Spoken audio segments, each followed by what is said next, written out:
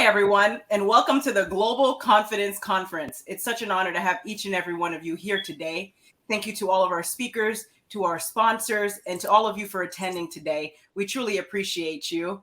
At this time, I welcome our Master of Ceremonies, Dr. Lakeisha James. She's the CEO and founder of Designer Events by Lakeisha. Welcome. Thank you, Regeline. Welcome to our first conference of 2023, the Global Confidence Conference. I am your Master of Ceremonies, Dr. Lakeisha James. I am so excited about this event. Confidence means different things to different people. Tonight, our speakers will share their view on confidence. While you're listening to these amazing speakers, think about, are you confident? What does it take to be confident? Grab your pen and paper and take notes. So let's get started. I want to introduce to you our host, Regeline Sabat. She's a motivational keynote speaker, award-winning author, life coach, first-generation Haitian American, the host of Walk With Me podcast on JRQ TV, financial expert, and CEO and founder of Life Service Center of America, LLC, endorsed by Les Brown. Welcome, Gigi. Thank you. It's such an honor to be here with each and every one of you here today, and I'm looking forward to your inspirational talk. So we're gonna introduce our keynote speaker, Melissa Jackson. She is the host of Your Life podcast and author of Habits for Radical Success. Ladies and gentlemen, please welcome our keynote speaker, Melissa Jackson.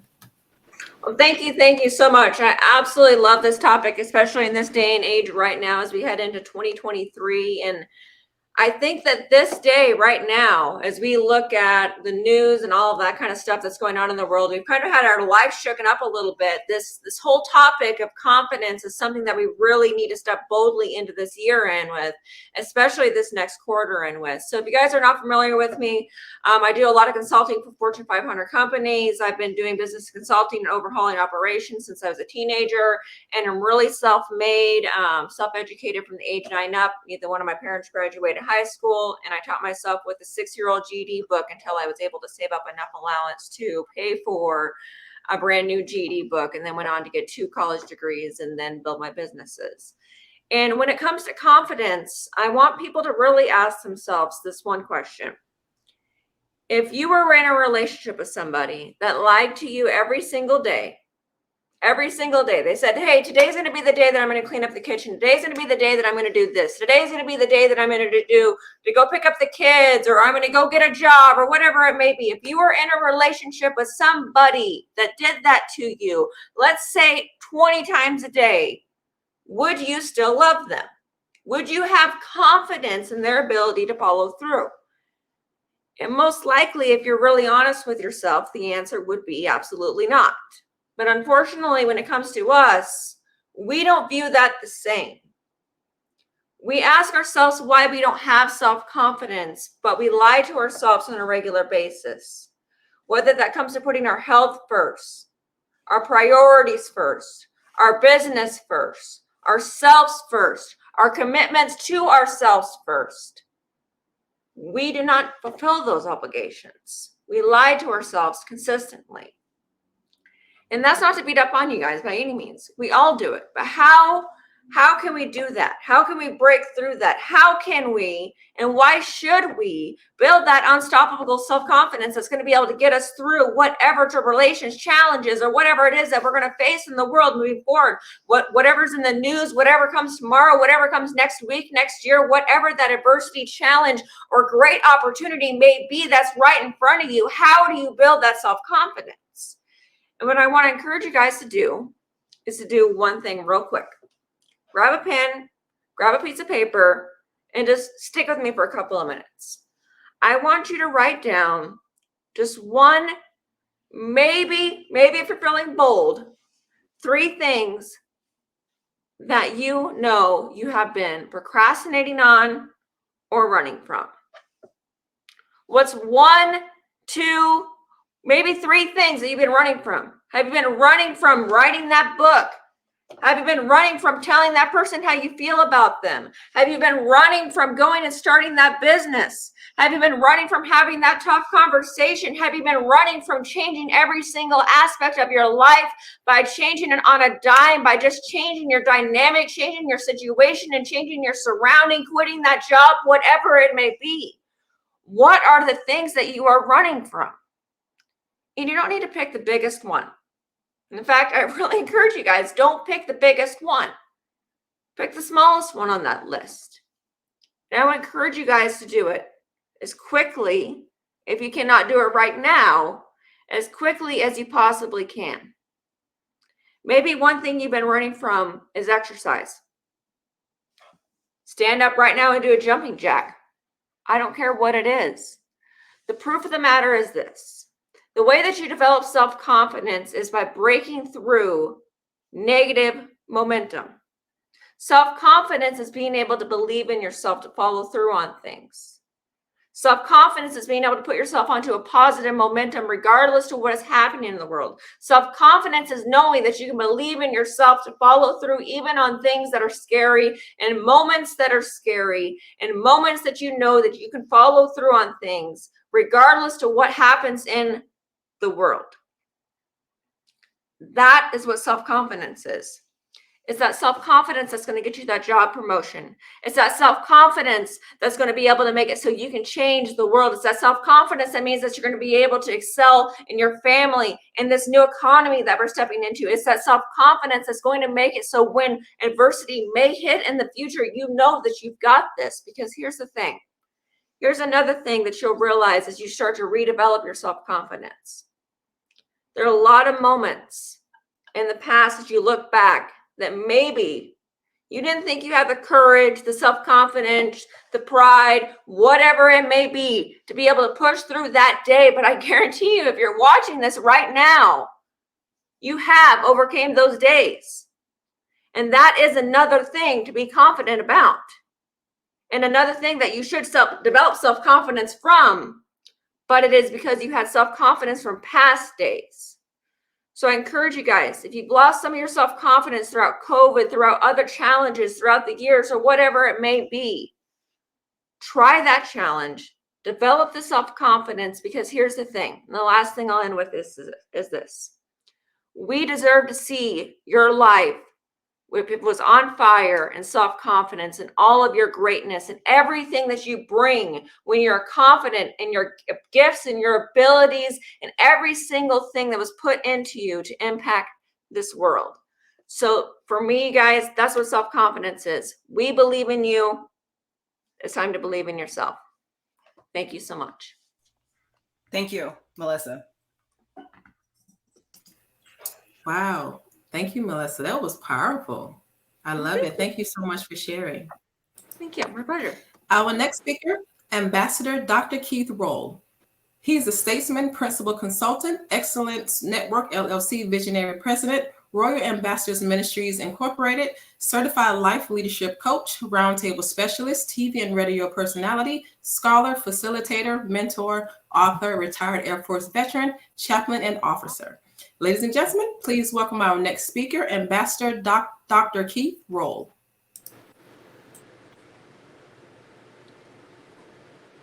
Welcome, Dr. Keith.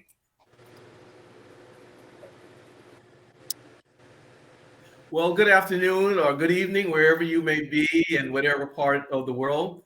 I want to thank Gigi, the hostess with the mostest, for having me a part of this platform, this Global Confidence Conference. And the keynote speaker, I'm glad you put her up first. So she set the bar high and she stayed right within her time. And I was a chaplain in the military and an officer. So I know how to stand up, speak up, shut up, and sit down. So my assignment was to talk about prayer and the prophetic. And I want to use as a topic prayer and prophetic guideposts for confidence. I'm going to read a couple of scriptures, and I didn't do a PowerPoint since we only had only 5 minutes, but I'm going to use the hand illustration.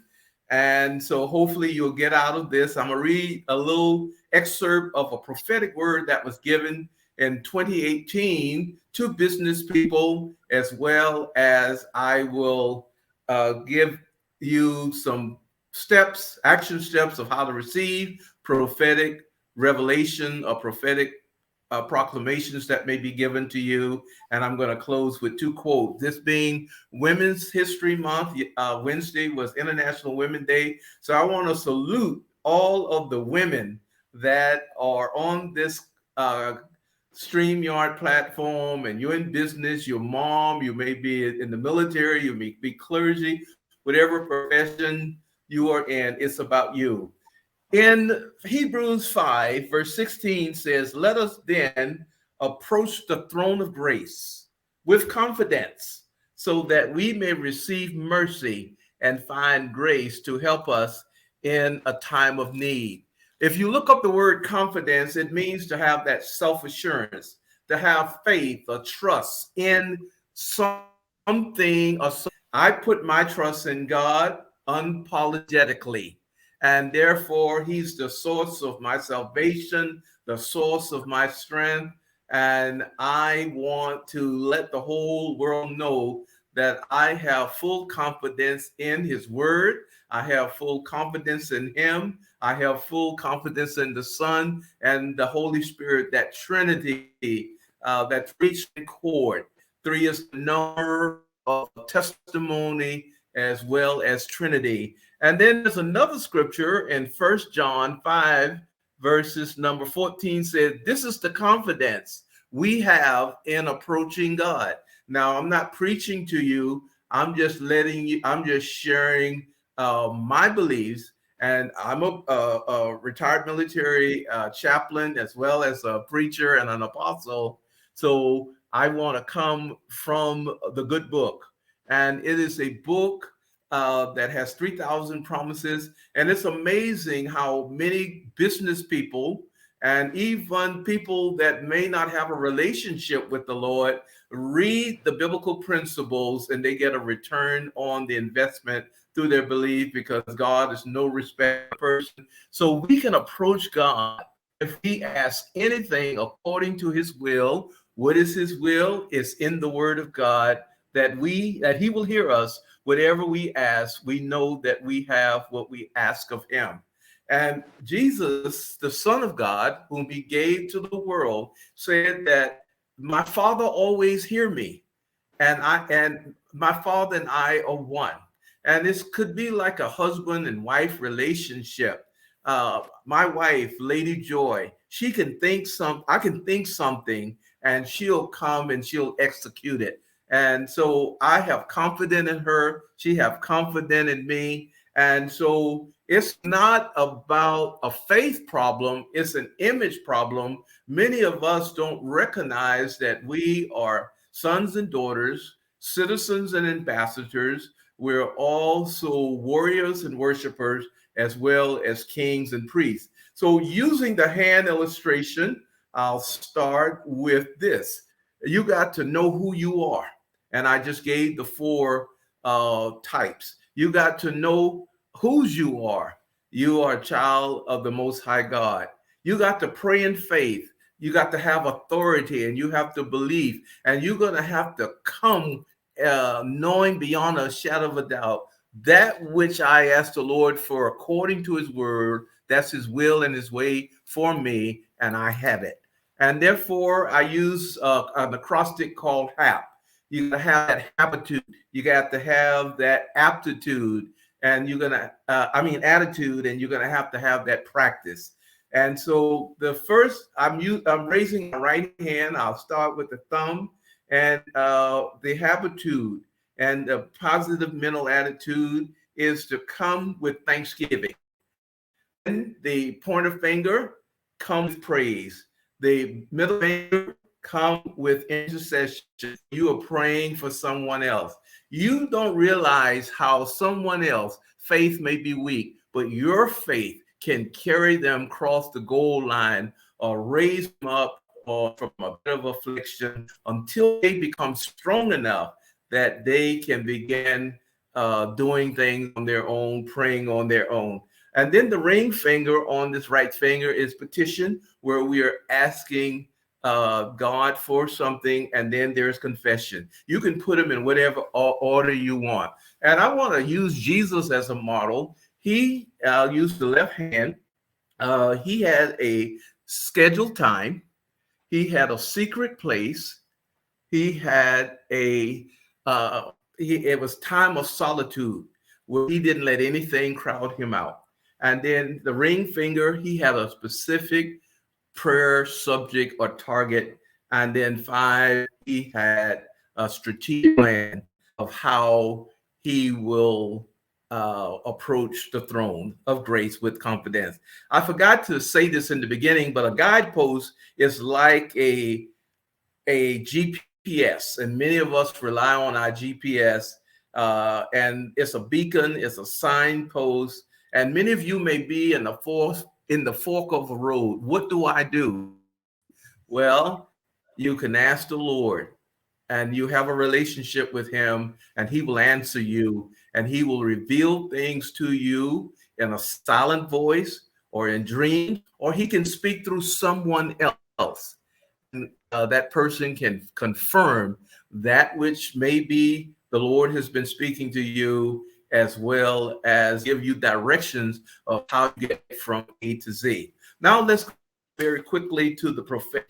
And whenever a prophetic is given in 1 Corinthians, it talks about that the prophetic or prophetic utterance are given to strengthen you, to encourage you, as well as to comfort you. If anyone give anything other than that, that is really not a great prophetic word. And I told you I was going to share. Back in 2018, someone sent this to me, and I'll read a few excerpts. And just to show you, it may be given many years in advance, but at a set and appointed time, that prophetic word will come to pass. And I'll share a personal illustration with you. But this person said, it will be a time of elevation for my people, and said, my glory will penetrate homes and cause a desire for many people to serve me with tenacity. This person that gave this prophetic word says, corporations will see an increase of wealth as my blessing floods through, causing promotions to come. My spirit will overtake the workplace, all levels. For first, those in high position will create new cultures and environment. What COVID-19 did, we saw an influx and a rise, and we saw a new paradigm with technology. A lot of corporations now don't travel because they can do Zoom and StreamYard, use YouTube and Clubhouse, and they save on their budget. So when I was back in 2004, my late spiritual father, Dr. Miles Monroe, I was at a leadership conference, and he said to me, you are a royal ambassador. You are an ambassador to the nation. I was traveling to the nations, doing things as a statement, but just in 2022, I was given an appointment to be a peace ambassador to the UN. So that prophetic word was given in 2004, and 2018 it came to manifestation. Very quickly, how do you receive the prophetic ministry? You got to, if it's taped, write it down. I've heard the keynote speaker and Gigi said, get a pen and pad. The more senses you retain. The Bible tells us to judge prophecy. Does it line up with scripture? Share it with an elder or a spiritual advisor. Don't interpret it in the light of personal wants or desires. When Jesus went to the garden, he said, not my will, but your will be done. Ask yourself these questions. Is this consistent with everything God has been saying about life? And how will this affect current responsibilities? Is this God's timing? Timing is very crucial and critical. And we can be persistent, but we got to also be patient. And then we got to just trust that what God says he's going to do, he's going to do it. Ask him to confirm it. God is not upset if you ask him questions. And then always honor the gift and the giver, the person that may have given you that prophetic word. Now, Miles Monroe is not alive today. We know he perished, he and his wife and 8 others in a plane crash, but his children are still alive, and I'm paying it forward. How can I show this for all he did for me? And lastly, if you don't bear witness with what that prophetic word is, and you don't have peace about it, just reject. So it has a pleasure sharing the prayer and the pathway for confidence. And so I want to conclude with a quote from George Barna, where he says, when people feel good about themselves, they will perform better. And in light of Women's History Month, to all the women here in the United States, internationally, on this conference platform today, this was given a quote by Jacqueline King. She said this: women who support, uplift, and encourage other women without fear of competition are the most confident women in the world. And I want you to know that you are confident, and we will see you.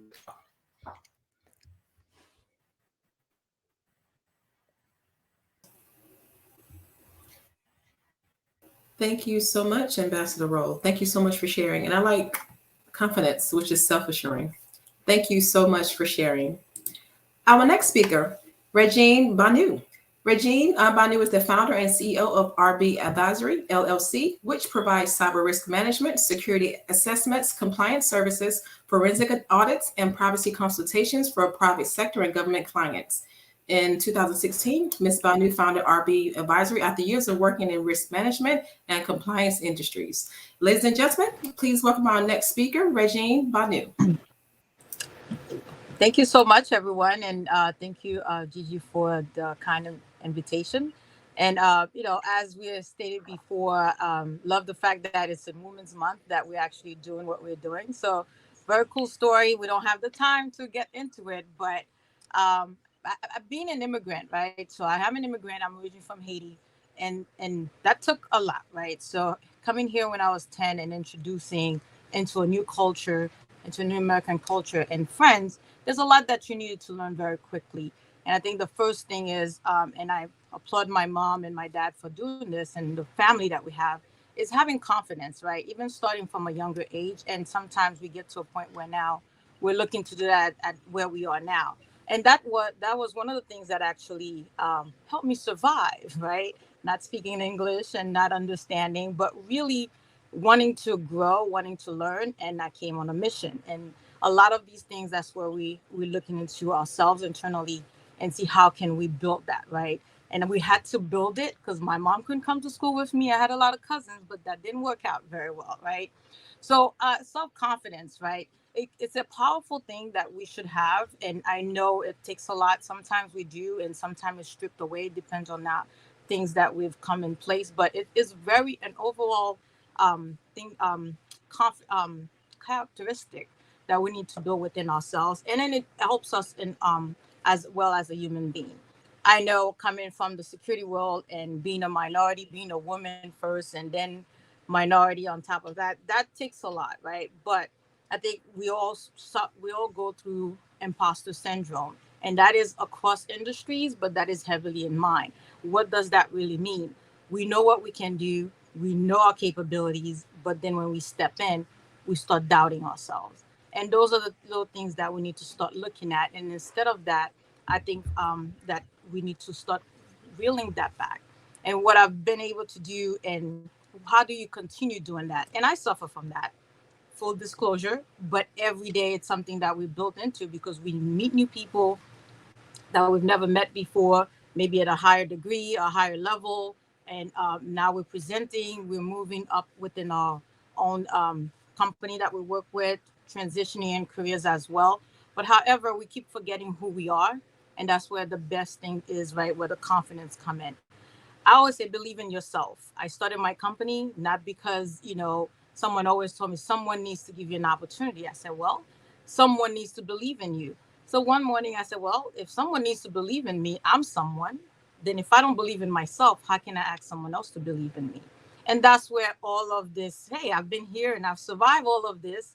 Now, what is it that I can root it in, right? Mind you, I had a 3-year-old at that time. So there you go. But I had to make that stance, and I had to bring in what I know, the mechanism that would help me move forward.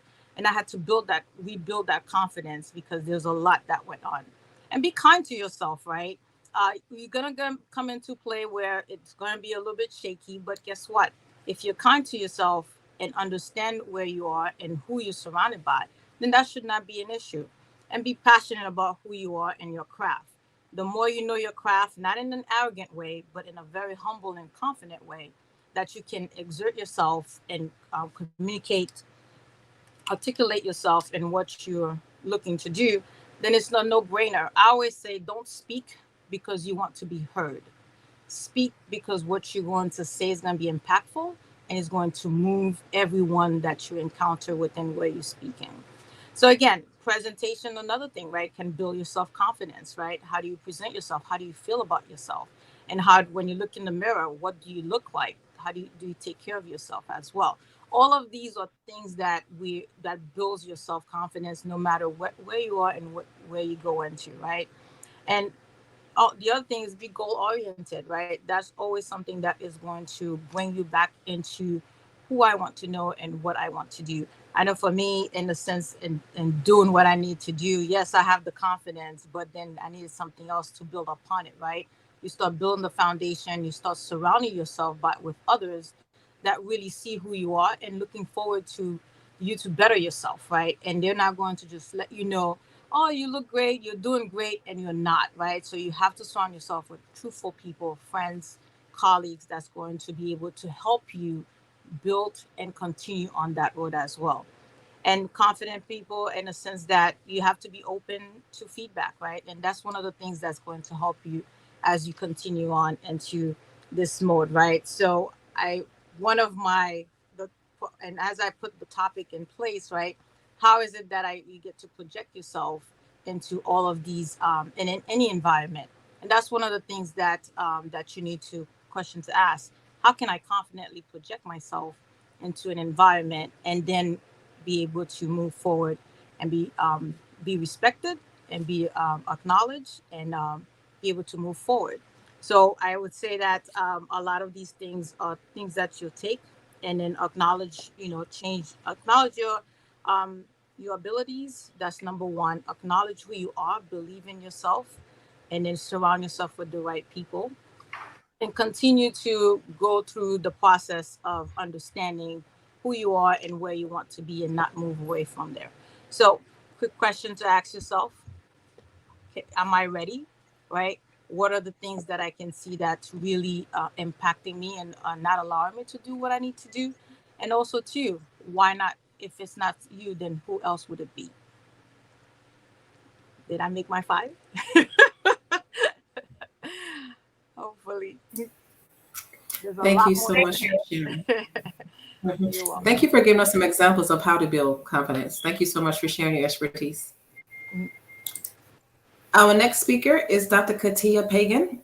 She was born and raised in Puerto Rico, studied nursing and medicine, and was diagnosed with multiple sclerosis, ending her residency. After being treated traditionally and feeling sicker, personal research and lifestyle changes honored her unique body composition.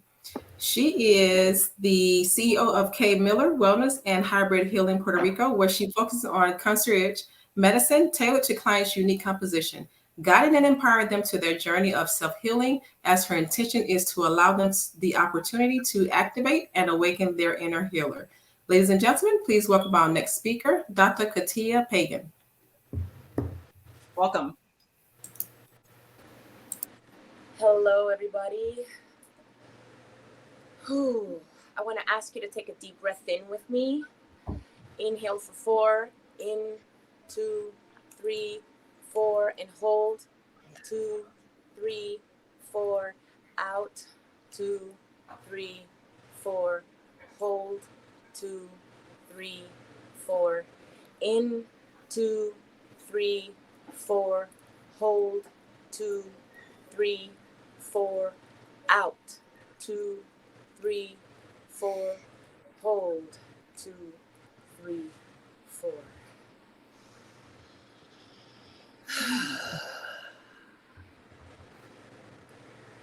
For me, self-confidence stems from the level of love that you have for yourself. When I was diagnosed with multiple sclerosis, self-love was the last thing on my list. I was always working, putting my patients first, putting all the criteria for, for my job to get the paycheck.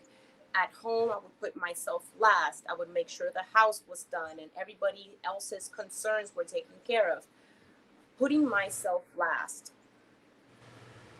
not allowing space to love myself, not loving myself enough to speak my boundaries and my desires, slowly turned into a physical condition that made my immune systems drop.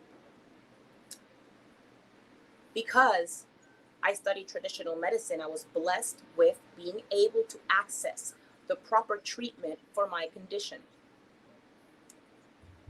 And it didn't work. I got side effects, so I took pills for the side effects, and the side effects of that, I still had to keep up with the paycheck and my work, so I had to make myself sleep. My cycle was off, so I would use another pill for that. Discovering that speaking to your own self, writing a letter to your own self, asking yourself to forgive yourself, and then using these tools to honor how you feel about yourself enough to speak up and surrender to a temporarily moment of unease when you speak forth how you feel and request for what you want is the best act of self-love. The payoff will be more self-confidence. And because I know that self-love, or the lack thereof, can create a physical dis-ease in life, my honor is to be present as evidence that you begin with you begin with self-love, which will raise your confidence, will raise your vibration, and how you keep attracting health, therefore wealth. Thank you for having me. Thank you, Dr. Katia. Thank you, Dr. Katia, for being transparent and sharing your story. Our next speaker, I don't have her bio, but Katia, if you could please introduce yourself, please, and then proceed. I do apologize for that. Gotta learn how to flow with it, right? And I will make it super short. I am an expert on empowerment of women, abundance coach, and podcaster, retreat host, and published author. So very excited to be here. We're excited to be part of it. And today I would love to dive a little bit deeper on how to really activate your abundance. And I know that many of you who are here live, who are listening, you heard a quote from Marianne Williamson. Our deepest fear, it's not that we are inadequate. Our deepest fear is that we're powerful beyond measure. And this is something that I'm really seeing. We can call it confidence, we can call it certainty, we can call it really owning our worth, owning our values. I think it's really important to see that we came here for a purpose, that we came here and our desires are divine. The desires that we have on our heart, the desires that we have on our souls, they were put on us into our life for a reason. So when we can truly remember that, when we become unapologetic about who we are, when we learn to own our gifts, when we learn to come from our heart versus our mind that is trying to controlling us and tell us that we are inadequate, that we are small, that we should be people pleasing, that we should be doing everything and everyone and put ourselves last, like the past speakers were talking about it too. It's really about recognizing yourself. It's about loving yourself, creating that space for you so you can really embrace the God-given gifts that were given to you. And when you truly remember and realize that you're perfectly made for your purpose, the way you are, the way you see the world, the way you love the world, the way you see your gifts, that is going to really make you magnetic to your desires, to abundance. Because we get to remember, when we are shining our light, when we are sharing our gifts, we are giving permission to other people to do the same. And there's no one like us in the universe who can do the same work, who can see the same things, who can feel the same things. We're more alike than we are different, and we get to see that and recognize it and own it. However, really owning our lives, really owning our gifts, it's what's going to make us magnetic, what is going to make us confident. Because no matter where you go, no matter where you are, people will feel your energy. They will feel how you carry yourself. People will feel that certainty and that confidence in within you. And when you can start embracing yourself for who you really are, for who you really came here to be, not who you think you should be, not who you think that the world is requiring you to be, but coming back to your heart, coming back to yourself, and really embracing it, feeling it, living it, that is really going to activate your abundance. And the most beautiful things, we all know it, the energies are contagious. So when you are oozing with this beautiful confidence, when you become magnetic to your desires, other people around you will be activated. Other people around you are going to be inspired. They will want to support you. They will want to work with you. They will want to offer you opportunities. And it's because you're owning your light, because you become this beautiful lighthouse in the darkness for others. And sometimes we need the lighthouses from others, which is so beautiful to recognize that we don't have to do this alone. However, when you can really embrace it, when you can really own it, not only you're helping yourself, but you're also helping others on how to step in it, how to own it, how to be it. And this is what is really going to activate the abundance in your life, the fulfillment that comes from the heart, the fulfillment that really comes from the service, not only from the things that we can achieve and do. I know that I've been that way in the past when I was achieving things and everything looked right on the paper, and I felt unfulfilled, like going, from growing up in abuse and toxic relationship and hurting my body, and then realizing that what it really takes, it's come back home to yourself, come back to your heart, own your light, own it unapologetically, so you can activate the possibilities and abundance in you, but also in others. Thank you, Patia. Thank you, Patia. Own your light. That's powerful. Thank you so much for sharing. Our next speaker is Daniela Lisigo.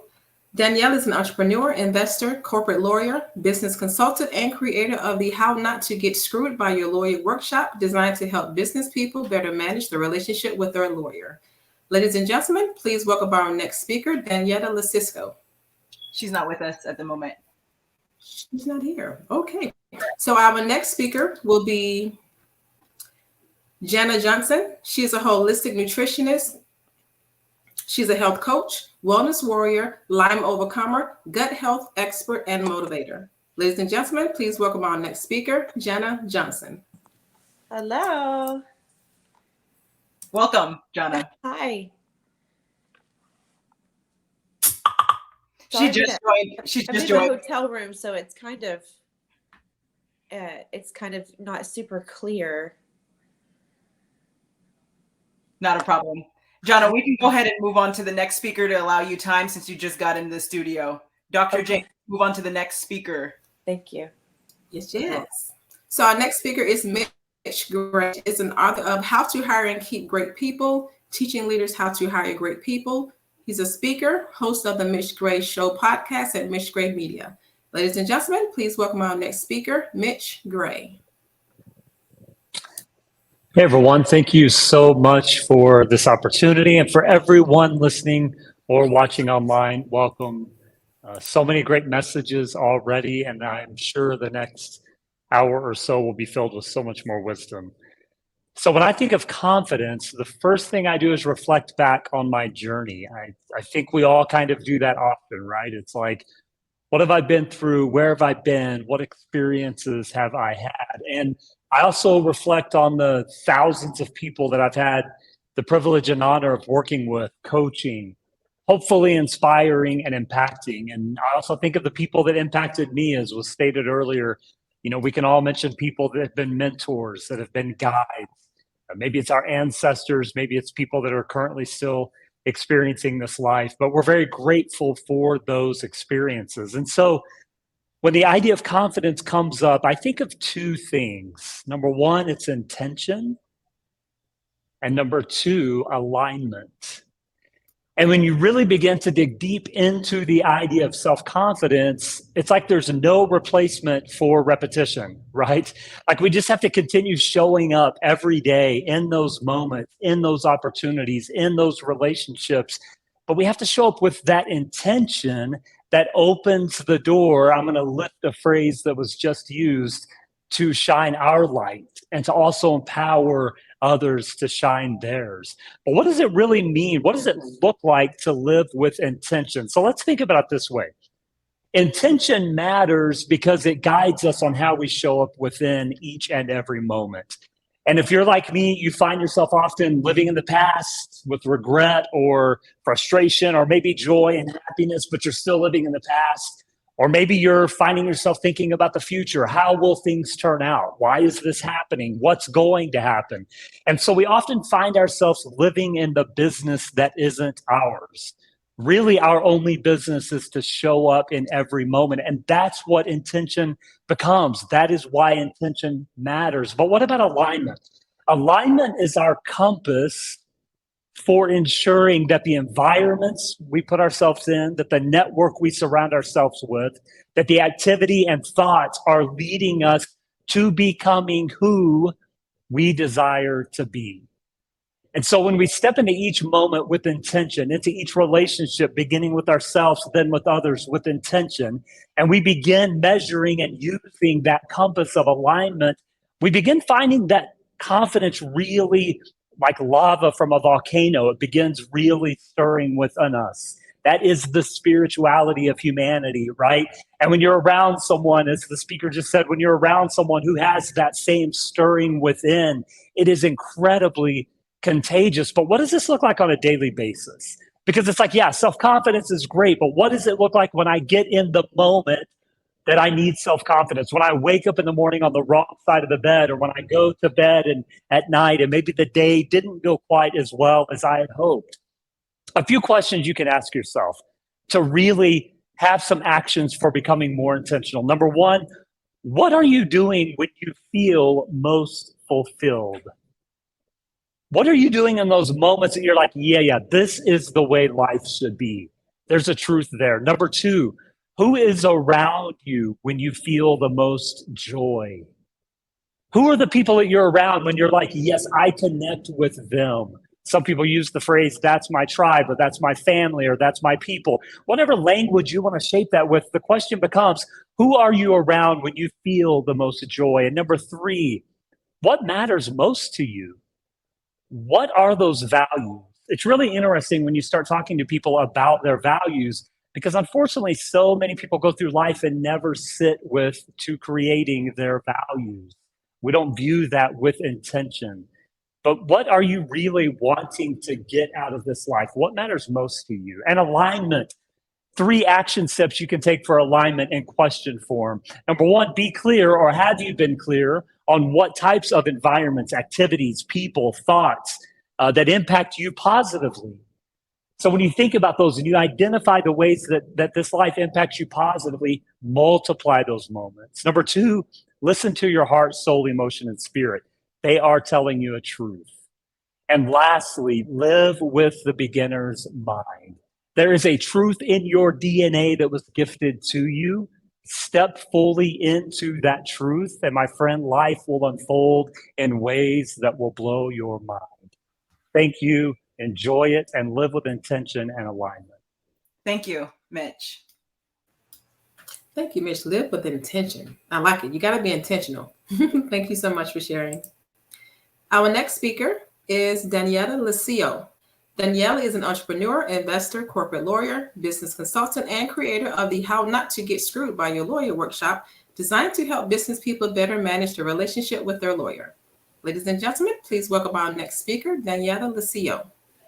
Hello, everyone. Thank you so much for having me. This is amazing.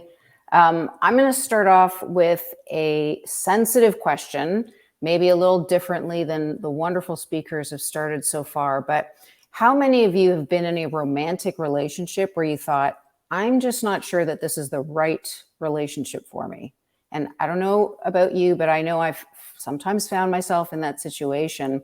And the reason it's relevant today is because a friend of mine taught me a little trick when I was telling her about it. And I realized after writing my book that it actually was perfect for developing confidence in our relationships, in not only the personal relationships, but in professional relationships.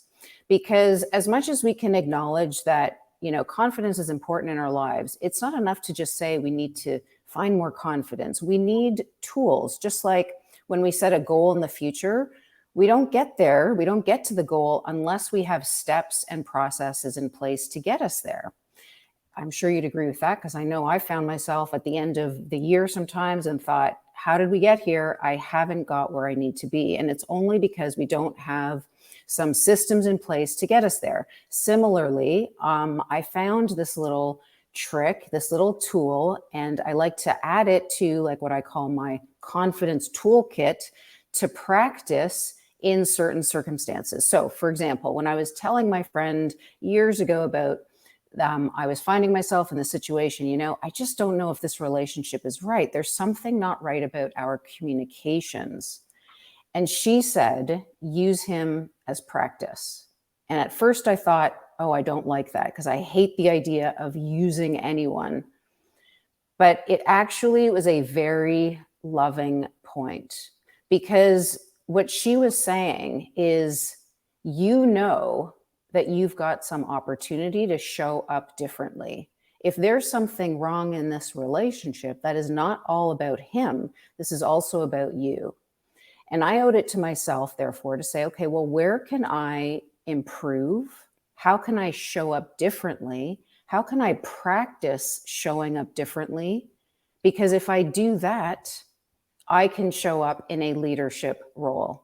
And just by virtue of doing that one little thing, taking on an assumption that, yes, I can practice being better, I am automatically growing in my confidence. So without thinking so much about confidence and without the pressure of building confidence, because sometimes it's kind of stressful. I know I'm supposed to be this, but I don't know how to get there.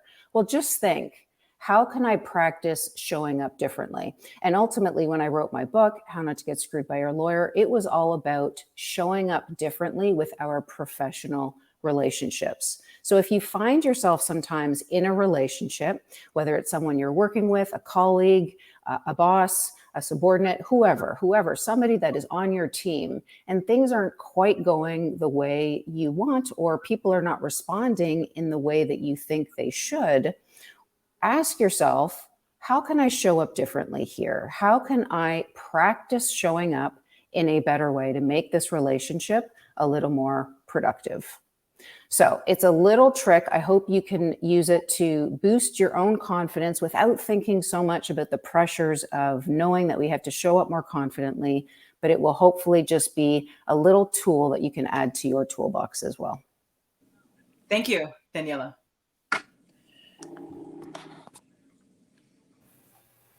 Thank you, Danielle. I like that. That's the different. Yeah, I like that. Thank you so much for sharing. Our next speaker, Jana Johnson. She's a holistic nutritionist, integrative nutrition health coach, wellness warrior, Lyme overcomer, gut health expert, and motivator. Ladies and gentlemen, please welcome our next speaker, Jana Johnson. Hi, thank you for having me. So I want to talk about the importance of being your own health and wellness warrior.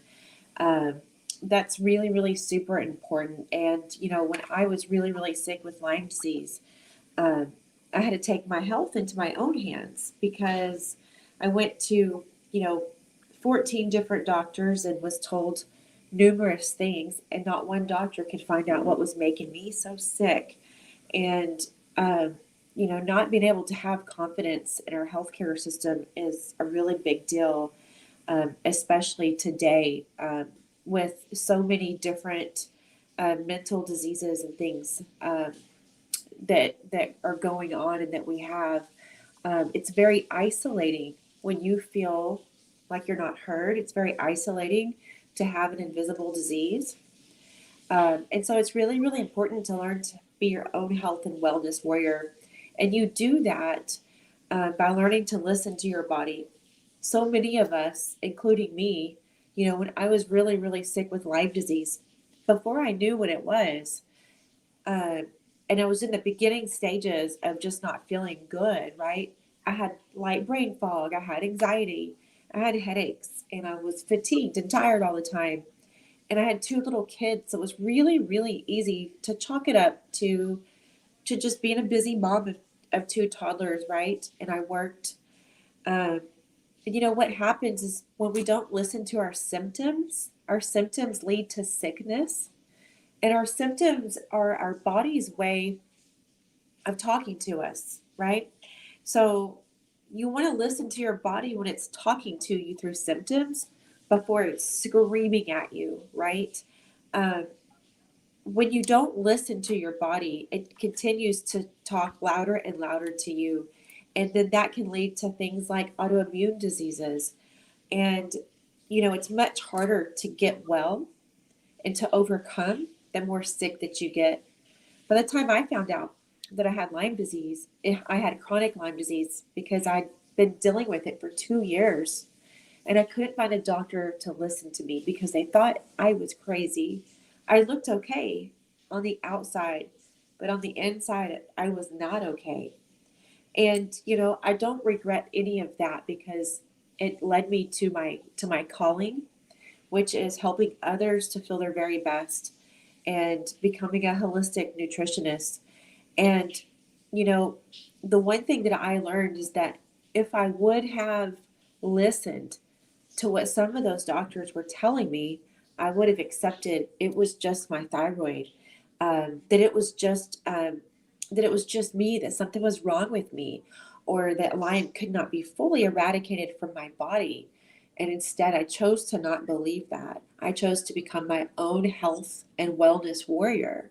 And because I did that, I learned to listen to my body. And I became my own advocate. And I healed my gut and I healed my body. And I got rid of the Lyme disease. And that has been 9 years since I healed myself. And I like to teach the importance of learning to be your own health and wellness advocate because that is so important in today's time. If you go to a doctor and you don't feel like they're listening to you, go find a different doctor. Find someone who listens to you. Find someone who's on the same page as you because it's not the doctor's body, it's your body. And there's only one body that we get. So we have to take the best care of it that we can. And so what I would like to leave everyone with is to feel empowered and confident in knowing your body, and nobody else knows your body better than you do. And listen to your symptoms before they lead to sickness. So thank you so much for having me. Thank you, Jana.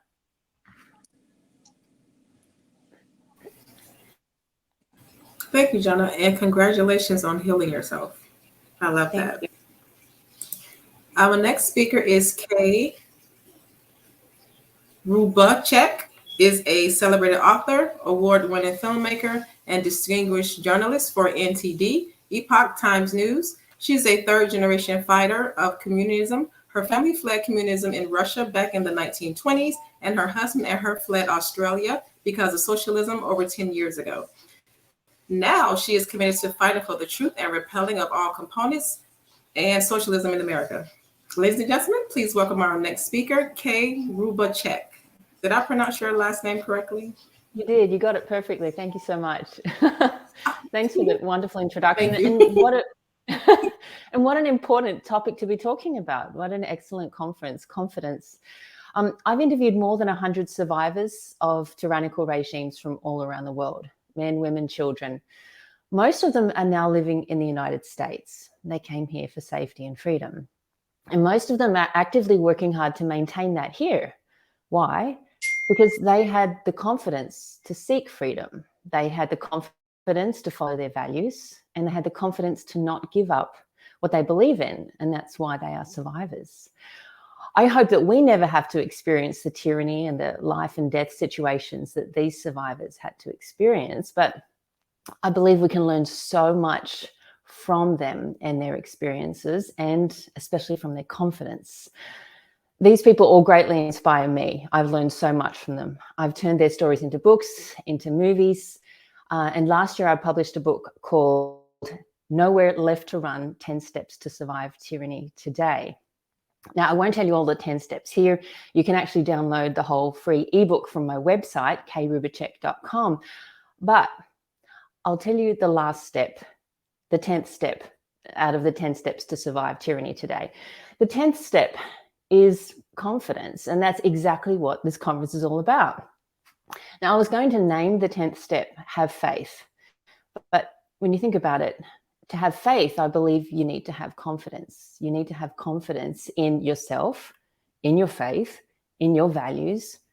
And so that's why I named the 10th step to have confidence. Now, it's short, so I'm actually going to read it for you now. Step number 10, have confidence. People who carry out tyranny rely on lies, fear, and force. Their best bet is that you will eventually give up and give in, that you will lose faith in yourself, your fellow citizens, and in any power greater than the tyrannists. That's it. That's their ultimate base strategy. So change the odds and don't let them win. Have confidence that truth is better than lies, that faith is better than fear, and that kindness is better than coercion. Never give up, never give in. Your survival against tyranny has nothing to do with your wealth, your status, your influence, your ethnicity, your gender, or your intelligence. It has everything to do with your confidence in your convictions and your stamina. Those who have best survived tyranny tactics are those who had confidence in something greater than both tyranny and themselves, whether it was religious or spiritual faith, a moral code, or family love. They had something worth holding on to, and they never, ever let that go. Have confidence in yourself. You are not just a consumer. You are not just a data point. You are not a beast, a vermin, or a piece of meat. You are not the result of an accidental combination of cells. You are not man-made. As a human being, you have a miraculous body with untapped mental strength, physical power, and natural regenerative healing abilities that you can learn to tap into and use to your advantage. You have spiritual senses and mental abilities to think, question, discern, and decide.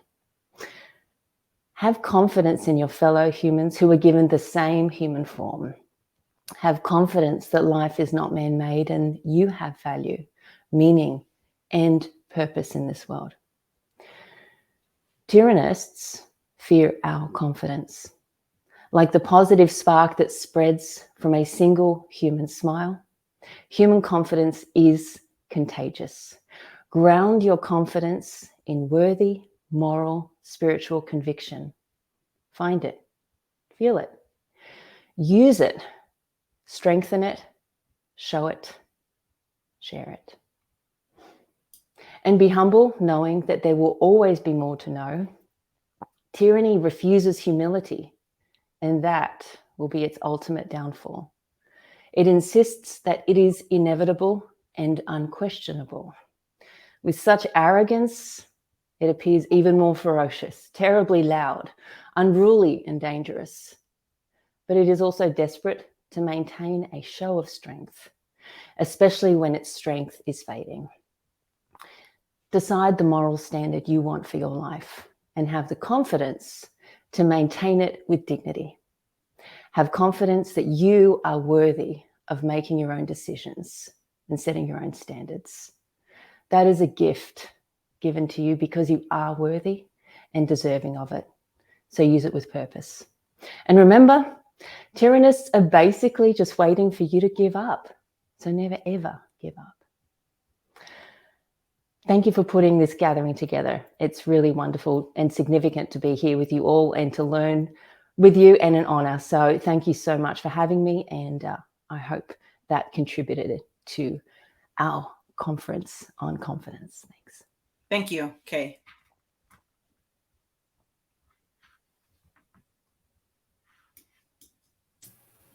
Thank you, Kay. I hope you guys are taking notes, cut out some nuggets. We have some more speakers, so make sure you continue to take notes. Our next speaker is Carl Pantu.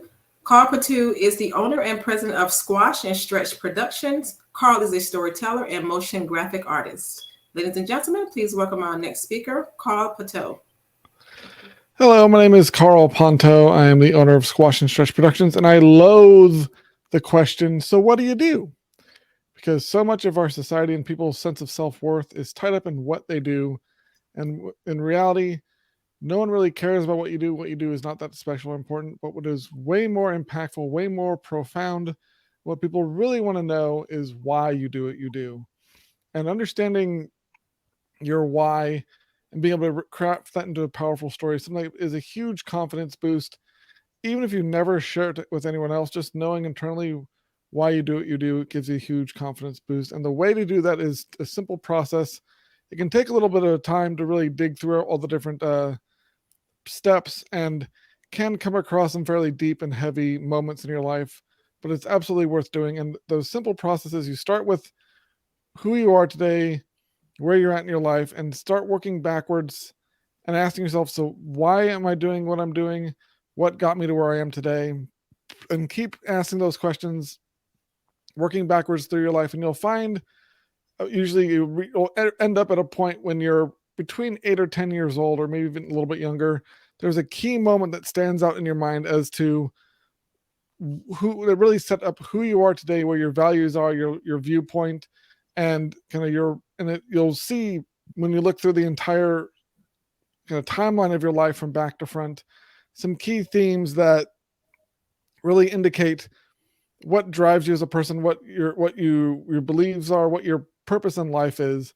And once you know that connection, once you have all that story figured out, it makes what might have seemed like a kind of a happenstance job you fell into, or a thing you just kind of did because you lucked into it, as it's really your calling in life, because what you believe in, the impact you want to have on the world is often driven by things that happen much earlier in your life that you aren't even really aware of. And so just having that sense of self-awareness is a huge confidence boost. For example, I worked with an immigration attorney, very introverted, very quiet person, and she felt like her story was actually going to alienate her from her network, from her clients.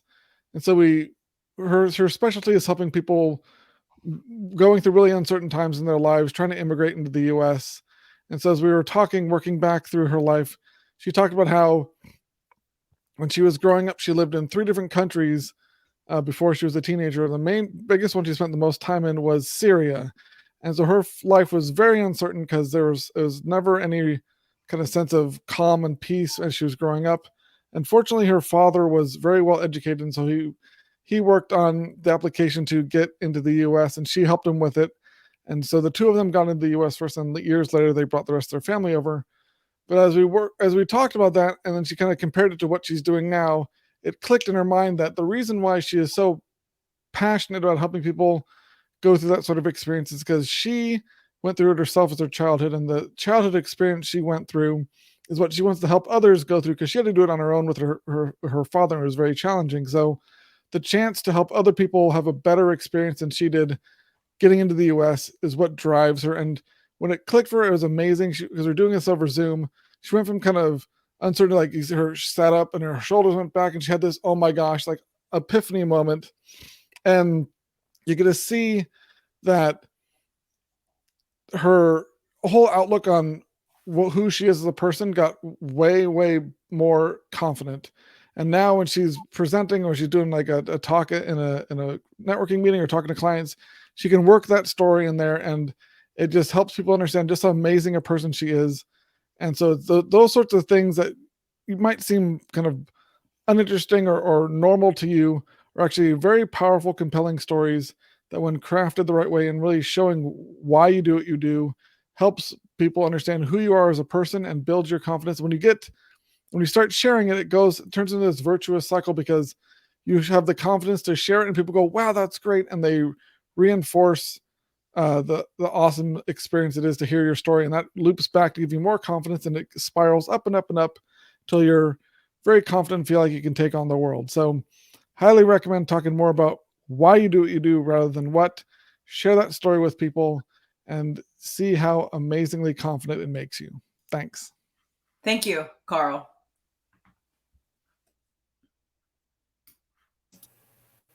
Thanks, Carl, for sharing. Next speakers, we have a dynamic duo. Our first speaker is Morgan Oakes. Dr. Morgan Oakes is a transformational speaker, coach, chiropractor, and healer who empowers the conscious cultivation of body, mind, and spirit. When we blend intuitive listening and courageously inspired action, we all evolve into our best lives. Stephanie James, with an unrelenting commitment to bring the world as such much love and healing as possible, international presenter, filmmaker, transformation coach, author, and host of Igniting the Spark podcast, Stephanie has helped thousands to ignite the best lives and experience profound healing. Ladies and gentlemen, please welcome our next speakers, Dr. Morgan Oakes and Stephanie James. Hello, everyone. It's great to be here. And we are doing our talk separate, so I'll do my 5 minutes and then I'll transition Stephanie in. And this is such a great topic. And I think a lot of times we get told these things in life, like, just be a little bit more of this, right? Be more confident, just be more healthy, just be more loving. And many times that being thing it's very interesting to get to because it's not tangible, right? And so what do you do to become something? And so when I look at confidence, what I've always done through my life is I've really looked where I have that lack of confidence, right? And it'll tend to show up like fear. It'll show up like hesitation. It'll be those places where I get uncomfortable. I move different. Nobody else may even notice, but I can feel maybe the tightness in my chest. Like I have an awareness that there's resistance. And it really depends on who the person is. It can be around dating, in relationship. It could be social interactions. It can be on a business level. It can be something that's, an area of confidence and just don't feel like you have enough expertise to show up. It can be around healthcare. It can be other ways that we show up in our life. So the first part for me in developing confidence is finding those areas where we have resistance. Where do we have fear? Where are we dragging our feet? Where does it seem like it takes twice as much energy to do what we're trying to do? Once you have that located, for me, I like, what can I do? What can I take action on? What can I be proactive about to get to that end goal of confidence? And for me, it's always been courage, right? And so when you find that place of resistance, you can start working on cross-training with courage, right? And as we build up those courageous acts, we build that muscle of confidence. We're able to be confident by doing courage, right? And it doesn't always have to be directly at it. Somebody earlier today, there's been so many great speakers, and somebody earlier today mentioned, don't pick the biggest thing, pick the smallest thing and go from there, right? And so let's say somebody's wanting to go back to school, it's time for a new career, a new chapter in life, but they don't know how to get there. Signing up for that college and moving to that town and doing all of the major steps may be too much. The first step, the first courageous step in the direction of that may be just getting on the website, maybe calling in and talking to the loan department about, can I get school loans for this, right? Maybe it's having conversations with other people that you know that are already in that career. And by taking those small, courageous first steps, it's going to build the confidence and the courage necessary to step into the bigger things necessary to bring that process to completion, right? And cross-training around courage or cross-training around confidence can be applied across the board, right? So let's say maybe your resistance is around dating and talking with those potential partners, but you also know you have a little bit of social anxiety, right? So rather than putting all the pressure on, I'm going to talk to this person that I'm going to meet and spend the rest of my life with, why not downsize it and go lateral? I'm going to make sure that once a week I go to a meetup or a group where I can just interact with people and work on being myself and sharing my story and letting my heart be open and being curious and courageous and being confident in a place where there's not so much pressure. Right? If it's a business application, maybe you don't go for that biggest sale, that one sale that would, create cash flow for your entire year. Maybe you go out and you're like, I'm going to do 5 to 10 sales calls a week for those littler, sales that aren't going to make or break your business, where you can really learn the habit of being courageous, being confident, and being in your best place and your best self, so that when the bigger, courageous, confident applications are necessary, you've already built those muscles. So again, for me, I'm always looking at what's the way that I can approach this to build a stable platform that I can move from. And so again, in trying to develop confidence, don't try to end up there. Maybe notice where you don't have it. Notice what your fears are. Notice where you lose time in procrastination. Notice where it takes more time or energy to do that. Find the ways that you can take courageous steps. And then to cement that into your mind, at the end of each day, a really great thing to do may be to journal those areas. Where was I confident today? Where was I courageous today? So that unconscious part of your mind starts realizing, wow, I am courageous, I am confident, I do have the ability to do this. So you're working all the muscles necessary to strengthen your ability to show up as your best self. I do believe confidence is that muscle that gets us to basically all of the things that we want in life. So I hope these tools and steps help you to admit where you are, be gentle with yourself, be kind with yourself, and have an easy to implement action plan to move forward towards that confidence you're hoping to experience. Thank you, Morgan. My pleasure. And Thank you, Morgan. Stephanie James. Hi there. It's so good to be here with you all. I'm so thankful to be a part of this conference.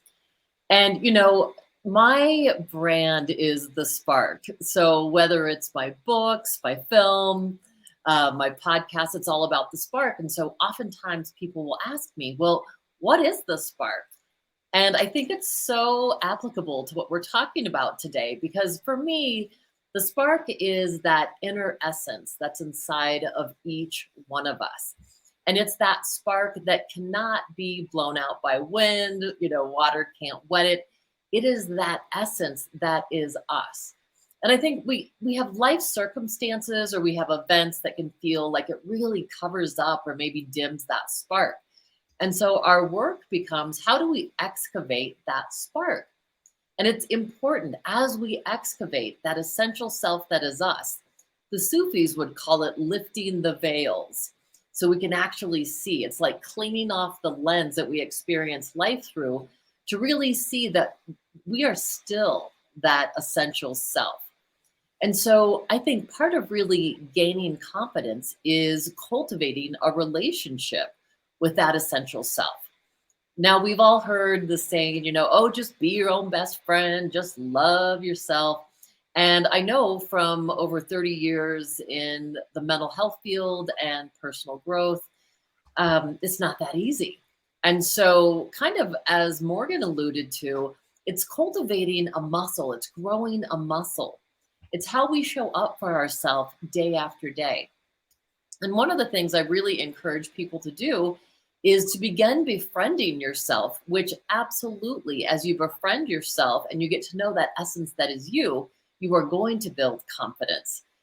What you start with is a morning routine, doing something where you wake up in the morning. For me, one of the greatest things I can do is wake up in the morning, just put my hand on my chest and say the things that I am deeply grateful for. I say my gratitudes, and then I marinate on those things. We know that it takes, research has literally said now, it takes 18 seconds to marinate on something, to really focus on something, for our brains to file it as important. So knowing that if we focus on what we're grateful for, we do something for ourselves in the morning, we meditate, we exercise, we start cultivating a muscle that says, I matter. And I think that's another essential message. Each one of our own healing matters.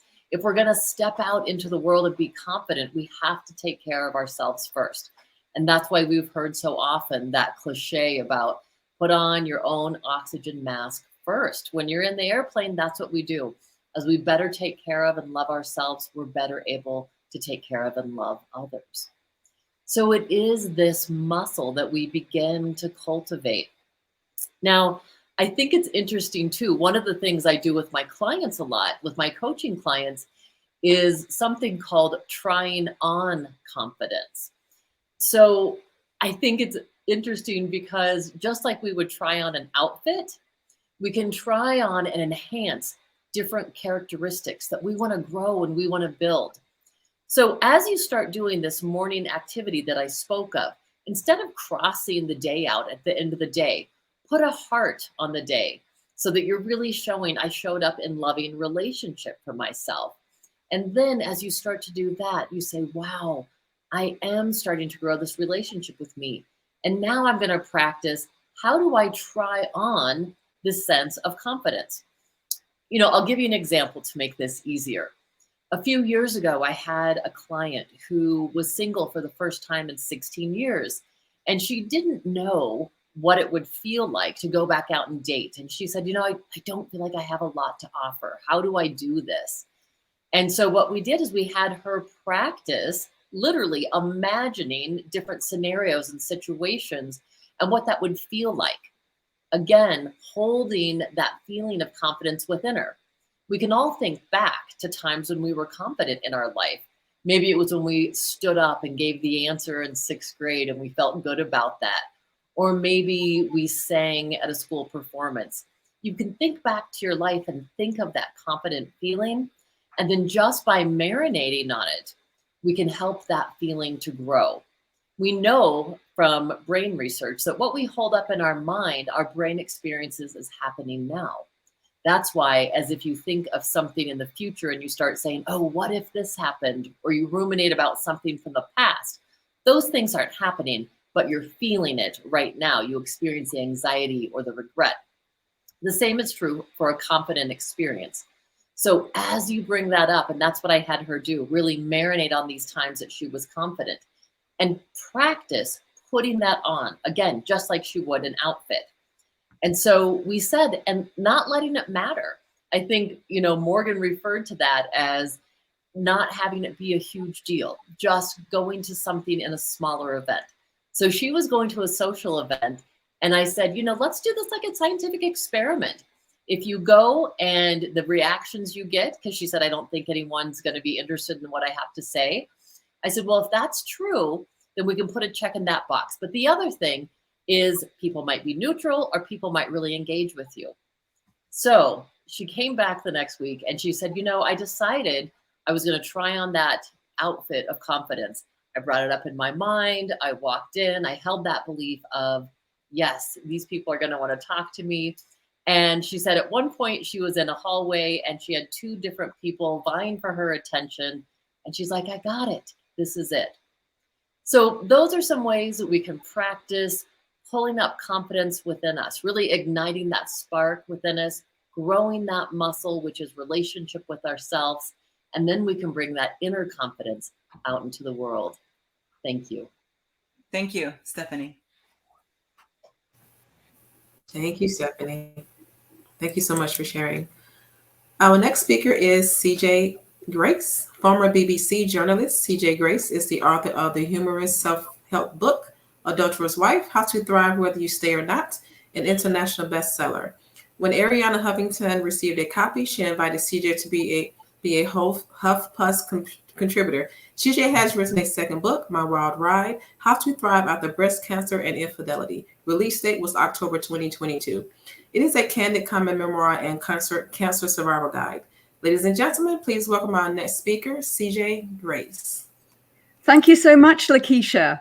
Well, as a humorous self-help author, my topic today is how humor boosts confidence.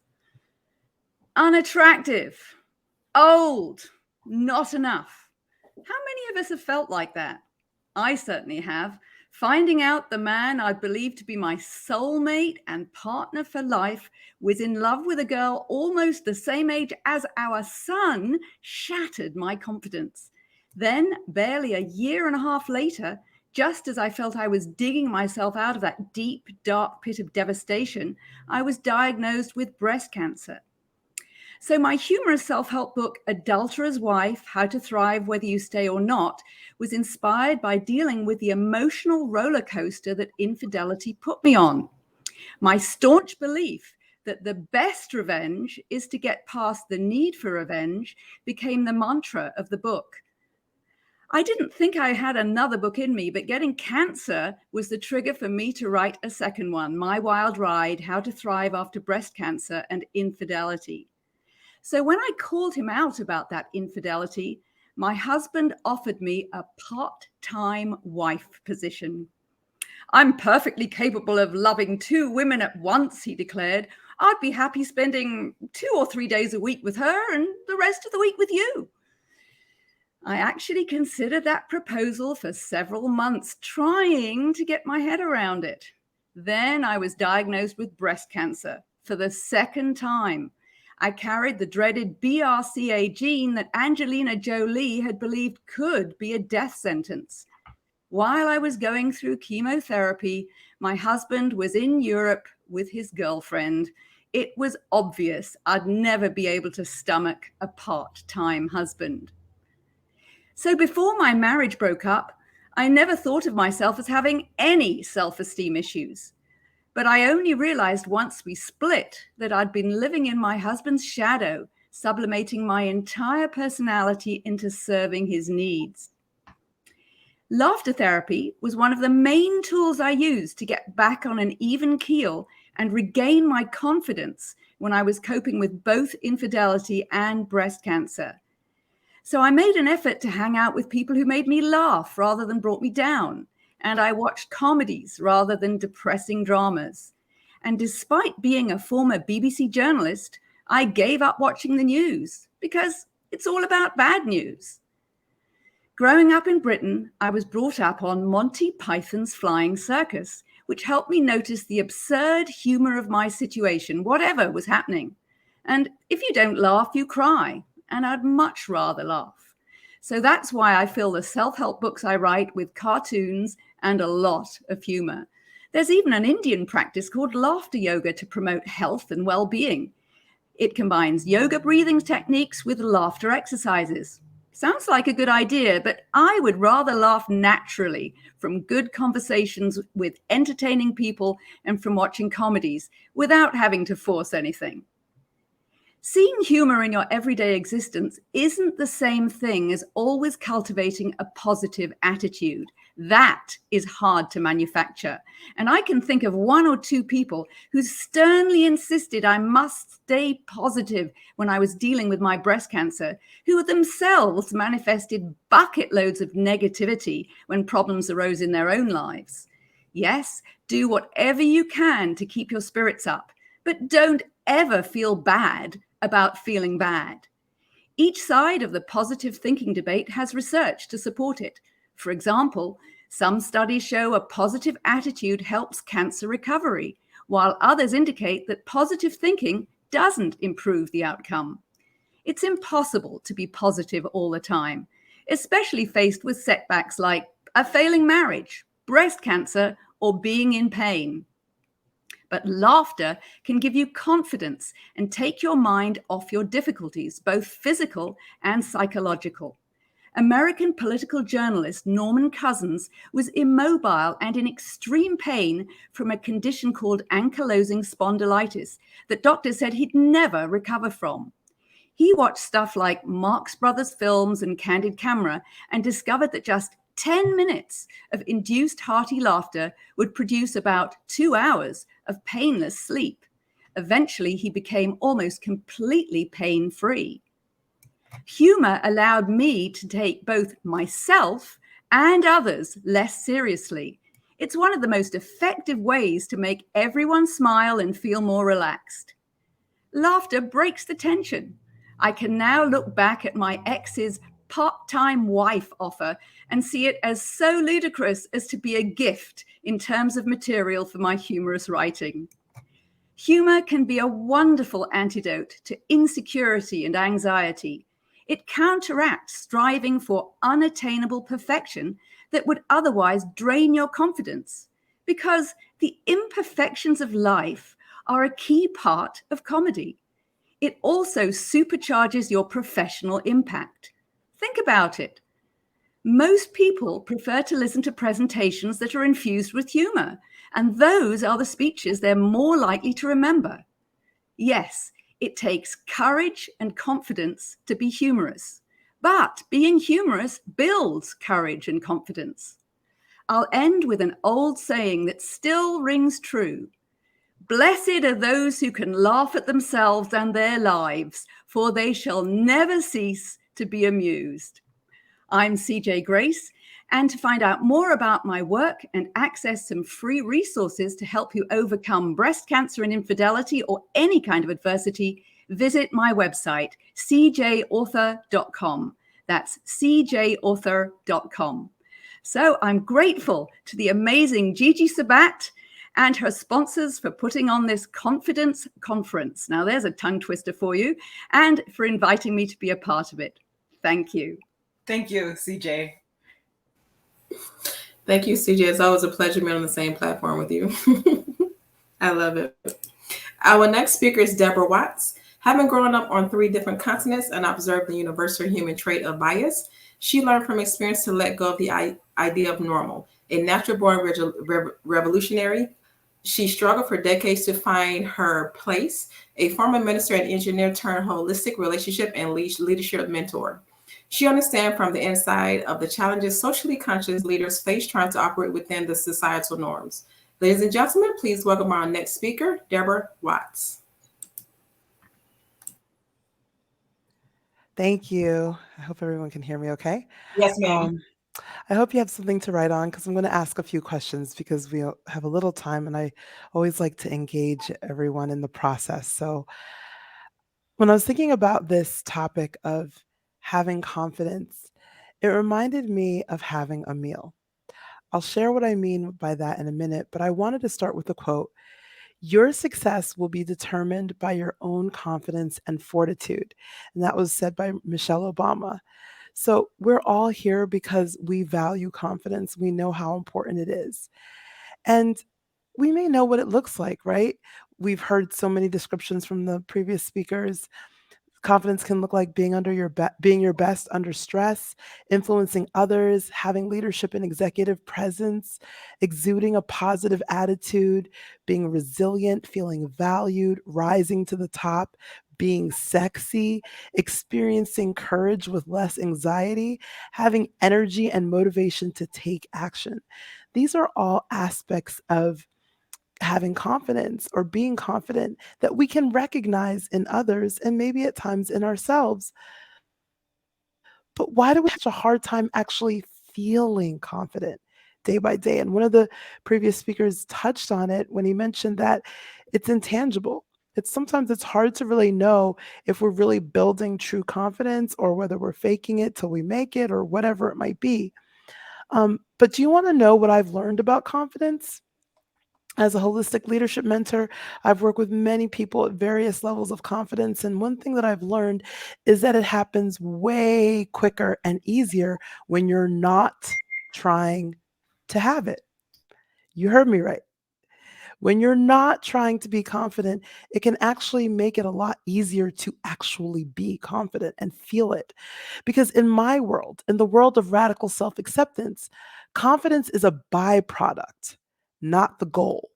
So what's a byproduct?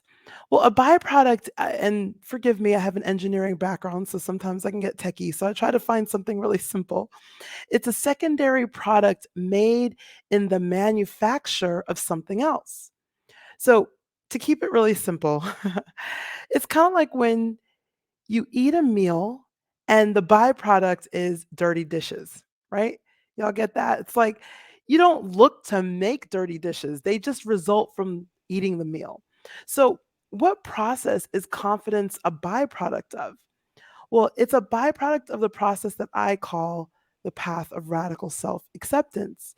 Because when we consistently accept ourselves exactly as we are, without needing to change a single thing about ourselves, then we're far more likely to experience behaviors and feelings that we would outwardly identify as signs of confidence, like we listed at the outset. And this is not to say that I think it's a bad idea to have confidence as a goal. Sometimes it can be the best thing. If I have stage fright, but I want to get my message out to millions, of course, building confidence could be a goal of mine so that I could reach my impact goals more easily. And I find, oddly enough, that often the notion that confidence is required for a greater quality of life is actually counterproductive or paradoxical. Because on one side of the paradox, changes in our behaviors, thoughts, and emotions can absolutely affect our quality of life, which confidence brings. But on the other side of that paradox, when we require such changes of ourselves, as is quite a popular notion in our society, then we can actually do ourselves a significant amount of harm. Why do I say this? Well, the message that increasing confidence is required of us to be successful or to be happy is inherently also carrying the message that there's something not okay with us if we don't feel confident currently. So, upon this latter message that something's wrong, is built an entire infrastructure of control mechanisms designed to motivate us to do better, whether consciously chosen or not.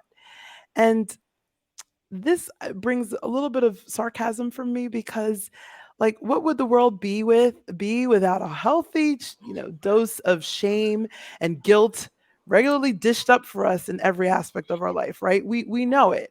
Whether we're looking at magazines or the media, there's constant aspects of shaming and guilting going on that we're not whatever fill in the blank enough. But so what do we do? How do we resolve this paradox? I would be really clear to frame it this way. Strive to improve only what you genuinely want to improve, not because you feel you have to in order to enjoy fill in the blank. So let's go back to our example so that you can understand what I mean by this. So we're going back to the example of stage fright. What if you put forth effort into improving your confidence as you defined improving, not as someone else did? So maybe that just means being more confident in your copywriting to get your message across. And maybe it doesn't mean speaking in front of people, while accepting that your stage fright is real, it's valid, and it's present right now. Let me say that one more time. Maybe it's accepting that your stage fright is real, valid, and present right now. And I'd like you to write down the answer to these two questions for yourself. Is it okay to honor that? Is it okay to accept that stage fright, if that's the example that we're using? Mm-hmm. And what would getting curious about your inner conflict about your confidence change for you? So instead of needing to be more confident, what if you just got curious about that?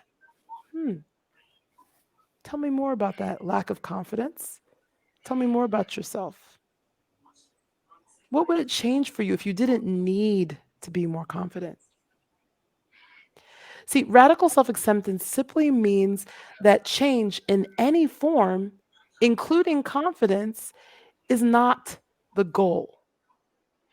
Acceptance is the goal. So there are always multiple paths to any desired destination or outcome. So it's not really, again, just to sum up, radical self-acceptance is about acceptance. It's not about change. But the irony is that the more that we can accept ourselves without needing to change, the faster change happens.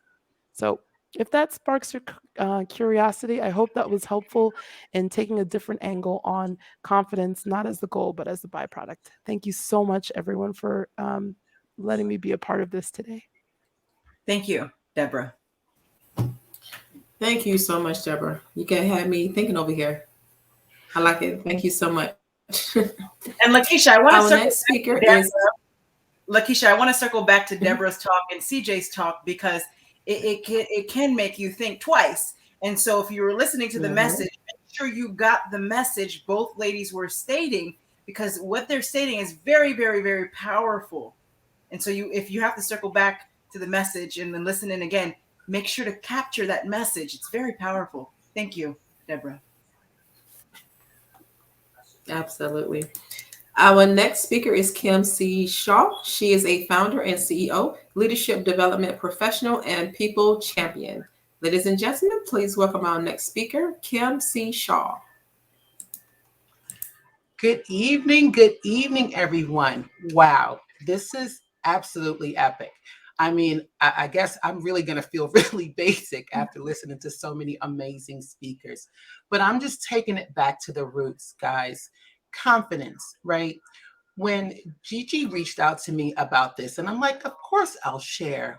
When do I not want to share about something that's near and dear? They call me the people champion because I have this way of making people feel amazing. I don't know why, but it's only because I love people. But when we talk about confidence, I love people. Self-esteem, first and foremost, is how we view ourselves, our own value, and our sense of worthiness. When I think of confidence, I always go back to what's inside of us. So we know that it's a critical component of our decision-making, our risk-taking, our motivation, whether it's intrinsic or extrinsic. Now, those with lower self-esteem tend to believe that they're not as worthy of things like others are, like achieving their own personal goals. While you can think of somebody who has a high level of self-esteem, they seem to have more resiliency. They seem to be able to overcome obstacles, and someone on the other side is like, oh my gosh, nothing ever happens to them. Or when it does, they're just able to overcome that, even if it's the worst thing ever. The reason is because they are sure that they are worth their desirable outcomes. Now, think of one thing that you hold a lot of value in. And I'm always using one of my favorite examples because it's so applicable. Gardening. I love gardening. Now, you're going to make sure, if you're somebody who's gardening and you're out there in your garden and your flower bed and your veggies and so forth, you're going to make sure that you put all of your energy, a lot of energy, into keeping your garden thriving and growing nicely, right? You're going to do that. Why? Because you love watching the flowers bloom. You love watching it. It makes you feel good. You might even put in that extra effort into researching the plants that you're growing to make sure that they're in the best growing conditions. You're going to go all out. Now, think of that as your self-esteem. It's similar, except that it's yourself that you're caring for rather than the garden. So your healthy self-esteem or value in oneself is going to bloom and breed confidence, just like those flowers that you're planting and you're blooming. And we know, as confidence is defined, a feeling of self-assurance coming from one's appreciation of one's own abilities and qualities. So you are appreciative of yourself. You are appreciative of what you have to offer. You are appreciative of who you are as a person. You see where I'm going with this, right? So think about the flip side. A lack of self-confidence keeps us from living our lives to the fullest, keeps us from getting into those things that we dreamed of doing. We become afraid to freely express ourselves, contribute our ideas, or even share our talents. And think about what the world is missing when you allow that to happen. They're missing out on someone absolutely amazing, because we all have something to contribute. Now, is confidence really beneficial? Why are they holding this conference with so many speakers talking about the same thing? I mean, how much can one talk about confidence, right? But if you notice that we all have a different contribution and we have a different angle at it and everything. Look, I learned a bunch of stuff myself. Now, when you gain confidence from inside out, you will be more happy. You will get more enjoyment out of life. That's what it's all about. We only have one, right? You have less self-doubt, less limitations. So think about that. If you're not limiting yourself from sharing with us the world of what you have, amazing. You gain strength and capabilities that you probably never thought you had in you. You have a freedom from fear and anxiety. You have a reduction in stress, which is huge because, nobody needs negative stress. You have a natural motivation to want to continue to do more and continue to contribute and continue to learn and grow. And most of all, you attain greater and more attainable success. So where do you begin? Where do you begin? When we talked about, we talked about so much and how do we actually gain this confidence that we're talking about? Y'all think I'm crazy, but you may think I'm crazy, but I say begin by talking to yourself. Talking to yourself. I don't think I'm crazy. We all do it. Everybody talks to themselves. The key is, what are you saying to yourself? How do you talk to yourself? Are you harsh and judgmental or supportive and loving to yourself? Do you give yourself grace, but you give everybody else grace? We all talk to ourselves, sometimes even out loud. I talk to myself out loud, especially when I'm working out. Girl, you got to do this, right? So there are two distinguishable modes of talking to ourselves. The first one is instructional, like working through a task or even motivational, like, I got this. I got this. The motivational self-talk is closely related to our confidence levels and what we're believing that we are capable of. Now, the faculty at the Physical Education and Sports Sciences of the University of Tehran in Iran, they conducted a study of some basketball players of how motivational self-talk actually improved their abilities. There are studies that have been done all over the globe about confidence, self-confidence, self-esteem, and different things like that. Over 150 students were involved, and the results concluded that positive self-talk and a can-do attitude actually does improve speed, accuracy. Accuracy was immensely improved versus that of the control group. So think about that with some of the other things that you have been wanting to do, but you lacked some self-esteem or some confidence in doing it. It can improve those things. You can do it. So it's true that believing and telling yourself you're capable of a task, even a physical one, contributes to you excelling at it. So when I tell you should hear me at the gym, oh my gosh, some days I really need to talk to myself seriously. But if I wanted to do one more rep and I say out loud, girl, you got this, I do it. But when I don't and I stick to myself and I'm just like, oh God, this is just not happening today. Guess what? It really doesn't happen that day. So it makes a difference. So what happens when you don't talk to yourself nicely? You kind of probably already know. There could be a whole lot of different outcomes, but the most common theme is that it's simply not productive. Rudimentary, basic stuff, right? Negative self-talk can be fueled by so many different things. Irrational beliefs about yourself. A bad mood that is not addressed. Check that bad mood. Persistent pessimism. Oh, it's never going to happen. I tried this before. It's not going to happen. Being overly critical of yourself. Remember, I said grace early on. Fear and anxiety, huge. These are all very real things, of course, and most of us experience it. Even the most optimistic, confident person on earth experiences some of the things that I just spoke about. But the trick is stopping them in their tracks. Stop it. If we don't reinforce our negative beliefs, guess what?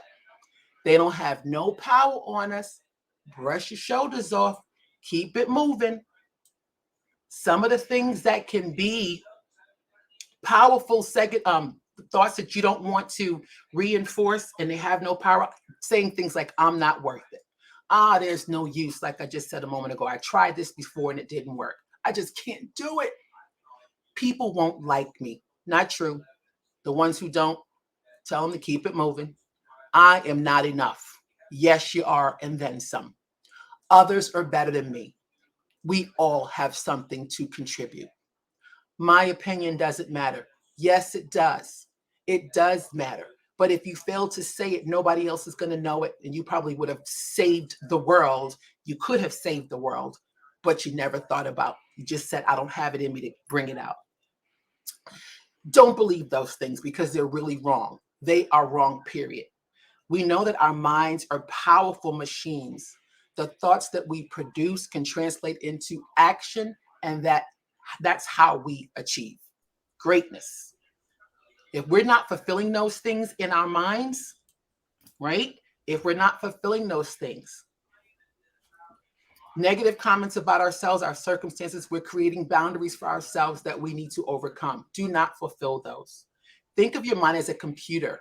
And of course, we have to program that computer for it to run efficiently and smoothly and complete the task that we needed to complete.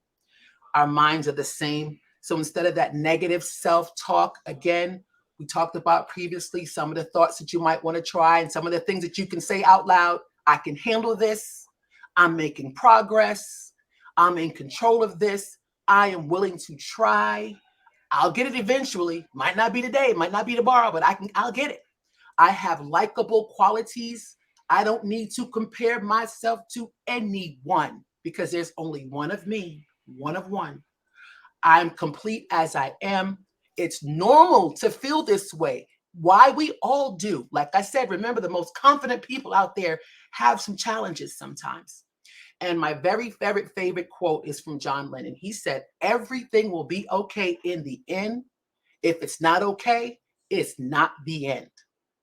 If you have a favorite phrase like that, tell yourself that when you're presented with a struggle, make sure you say it, you recite it, and you say it often. Thank you again for having me. This was a blast. And I hope one light bulb went off out there. Thank you, Kim.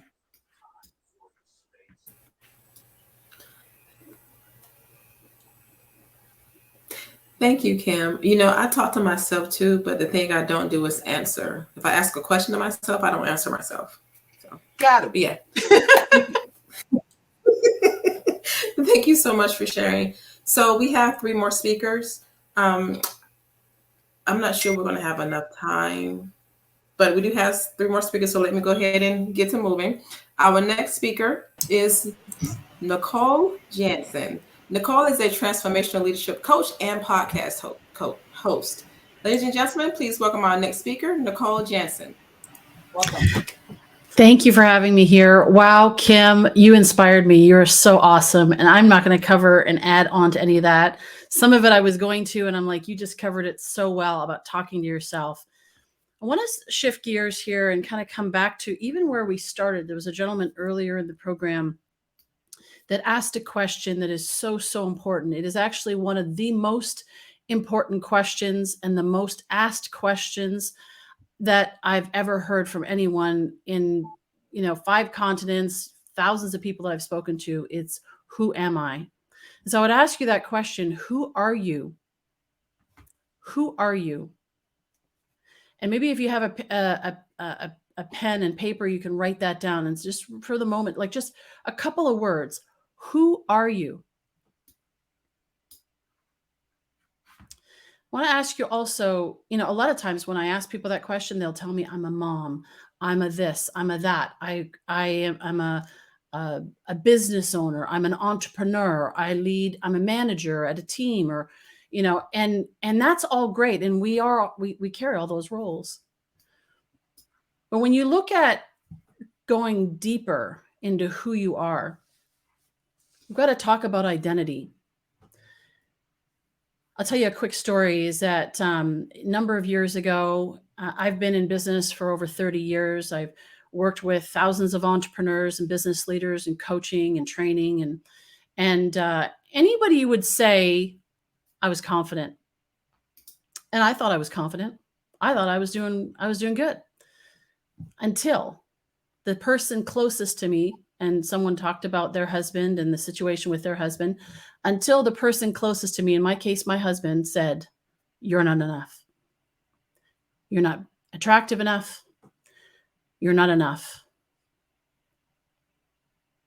At that moment, I really knew whether or not I was confident, whether or not I had that self-acceptance that one of the previous speakers was speaking about. And I didn't. It literally crushed me. I started to look at what's wrong with me? Why did this happen to me? You know, and really that who am I? It brought up all of the doubt, all of the not enoughness. And so I went on this journey of really exploring at a deeper level, beyond the behaviors, beyond the strategies that I could put in place, and those are all great. But there was a point, there was something that happened, in that thing that happened in my life. It wasn't going to be solved at those things. There was no technique that was going to help me. There was no even. Yes, certainly words were important to, you know, to say to myself, to say, you got this, you can do it. But at that point, that wasn't the language. It brought up all my stuff. And it really brought me to this question of, who am I? Who am I without that relationship? And it took me down even a further path of, who am I without my role, without the success? Ask yourself, who are you without your accolades, without your accomplishments? That journey with my husband started a snowball effect. And in the following years, I ended up not only losing my husband, I lost my business, a good part of my business. My parents both passed away. And when you strip it all away, you get to that point of asking yourself, who am I without all this stuff? And for me, that identity, I had to look at it and say, if I want to know who I am, I've got to ask the one who created me. So for me, I went and I really questioned my faith. I had faith, but boy, did I question in that moment. But I went back to that. My mom actually was still alive, and she encouraged me to go back and say, you know, talk to God. So I actually asked God, I said, okay, I know who I think I am. A better question is, who do you say that I am? And in the Bible, it actually, there's well over 100 different descriptions. He says that we are loved, right? We are cherished. We are blessed. We are the righteousness of God. If you're a believer, you know, there's so much there. There's so many blessings. There's so much that he is speaking into me. So beyond what I said to myself, what was even more powerful for me was to realize that the creator of the universe, the God of the universe, says that I'm loved. He says that I am fearfully and wonderfully made. He says that I am to be the head and not the tail, above and not beneath, more than a conqueror. And that gave me the strength to realize I was getting my identity from all these other people's opinions and life experience and all the things outside of me. But when I started to anchor myself in my identity and who God said that I was, man, my confidence, as one of the other speakers said, was a byproduct. I didn't seek confidence. I sought to get clear on who I was. And as a result of that, I developed rock solid confidence. Fast forward, COVID hits. Everybody goes crazy. How are you handling it? What's going on? Do you have enough toilet paper? And you know what? I realized that what was happening is that so many of us we have our identity based in the external things. When you take the house and the car and the money and the health and the youth and the relationships and all of the things away, you can't take it with you. There's no U-Haul behind the hearse. When you take that all away, even now, what have you got? You've got you. You've got your identity in who God says you are. And as there's a great quote that I just thought of. It said, you know, you and God makes the majority. And so if you are looking to increase your confidence in any situation, if you want to have rock solid confidence, I say now that I'm like the calm in the midst of any storm, because there's nothing that anybody could say to me that could lessen my confidence, lessen my value, because I know who I am. I know who God created me. I'm not perfect. Anybody who knows me knows I am clearly not perfect, not even close. But I know who I am. I know who I am. I know who I'm not. And because of that, and because I'm anchored in that, and I remind myself of that, and I read scripture that remind me of who I am, that I can have confidence in any situation, no matter what. So that is a gift that I would encourage you to give yourself. Give yourself the gift of checking in with the one who created you to find out what he says about you. And I promise you, you will be pleasantly surprised, because he says you are fearfully and wonderfully made. You are valuable. You are his most precious treasure. Thank you. Thank you, Nicole. Hi, Nicole. So due to time, we have one more speaker, Cynthia Blackwell. Cynthia, could you give the audience the best advice in reference to confidence, please? I want to do your bio right quick. Oh, okay. And Cynthia Blackwell. Cynthia is known to many as a dynamic firecracker. Cynthia Blackwell is a business and life strategist, keynote speaker, influencer, and author. Ladies and gentlemen, our last speaker, Cynthia Blackwell. Okay, I have like 4 minutes or 3 minutes. So very importantly, we've heard from some incredible people tonight about confidence, different ways to look at it, different ways to look inside, just different tips. Very importantly, I hope you're going to take the thoughts, the things that you related with, take it through your arm and write them down. Very importantly, the 3 things that I want to share with you, most importantly, number 1 is this all begins in the morning. Our morning routine is so critical to providing us with success. And so I'm going to drive home some things that you've already heard. Number 1, start by feeding your spirituality, prayer. So for me, it's Psalm 143:8, right? Next, feeding your mindset. Today I am are the 3 most powerful words we can say to ourselves in any language, okay?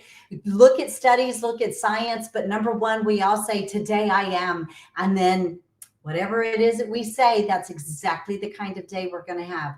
Number 3 is prepare your physical body to manage and deal with the stress and anxiety that's gonna come your way. Notice I said, what's going to come your way. All of the different things that we learn in scripture through the Bible, even though it was written thousands of years ago, it still relates to today. And again, prepare by feeding your spirituality, feeding your mindset so you can have a successful day. Every day is a good day, just some are better than others. And then 3rd, love on yourself. Prepare your physical body to handle anything that's going to come at you, even when it's traffic on the highway, first thing in the morning, or the kids aren't getting ready, or something doesn't exactly go your way. So those are the top 3 things, the magical power of 3, the top 3 things that I would share with you. It all begins in the morning. And then very importantly, take the things that you've been excited about, run it through your arm and write them down. So when Gigi closes with prayer, say thank you for the opportunity to hear all of the incredible speakers and advice, what related for you, and then take action. Okay, God bless you, and I'll see you again soon, I hope. Thank you, Cynthia. And thank you to all of our amazing speakers tonight. Thank you all for joining us. And thank you to our sponsors as well. We truly appreciate you. And now at this time, we end prayer by Lakeisha James. Oh. Father, in the name of Jesus, we thank you, Father, for this day. We thank you, Father, for this day that you've made, and we're exceedingly rejoicing in it, Father. We thank you right now for touching each and every speaker right now, Father, in the name of Jesus. If anything that they stand in need of, Father, grant that to them. We thank you right now, Father, for strengthening us in our area of expertise, Father. We thank you for guiding us throughout the day, Father. We thank you for being the head of our lives. We thank you for being our protector and our provider. We thank you right now for the host, Regeline Sabat, Father. We thank you right now for guiding us tonight, Father, and we thank you right now for all that you're doing in our lives. We give you all the honor, the praise, and the glory. In Jesus' name, amen. Amen. Amen. Thank you all. And we hope you all have a blessed night. Thank you.